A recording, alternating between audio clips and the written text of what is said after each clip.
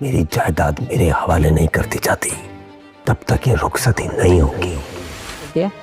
پھر بتائیں کل آ کر سامان اٹھا لیں.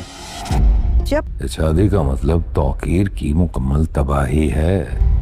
یہ جو آذر ہے نا یہ بہت کمزور ہے. بار وہ پہلے بھی کہہ چکے ہیں کہ آپ لوگ ہمارے ساتھ آ کر رہیں اور اب تو آپ کا اور دعا کا کمرہ بھی تیار ہو. جب تک دعا اس گھر سے رخصت نہیں ہوتی میں یہ گھر نہیں چھوڑوں گی. اس پہ خواہشات کا غلبہ ہے.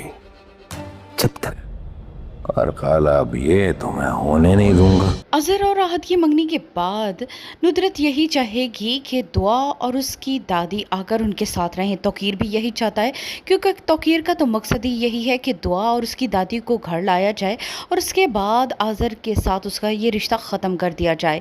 مگر یہاں پر دعا کی دادی یہی کہے گی کہ جب تک دعا کی رخصتی نہیں ہو جاتی وہ یہاں سے ہلنے والی نہیں، اور توقیر کو یہ بالکل منظور نہیں ہے. اس لیے وہ منصوبہ بنا چکا ہے کہ دادی کو تو راستے سے ہٹانا ہی ہوگا. اگر یہ شادی ہو گئی تو اس کے لیے تو بربادی ثابت ہوگی. دوسری طرف اظہر جیسے ہی گوٹ جائے گا اس کے چچا اور اس کی کزن کا رویہ کھل کر اس کے سامنے آ جائے گا. اس کا چچا اپنی بیٹی سے یہی کہے گا کہ اظہر بہت ہی کمزور قسم کا انسان ہے، اس پہ خواہشات کا غلبہ ہے اور ہم تب تک اسے دولت اور جائیداد نہیں دے سکتے جب تک وہ سدھر نہیں جاتا.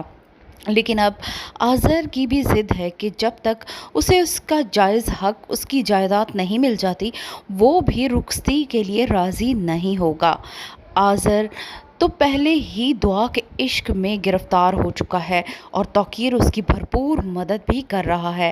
یہاں پر توقیر کا منصوبہ بس اپنے آخری مراحل میں ہوگا اور دعا کی دادی کو راستے سے ہٹا دیا جائے گا.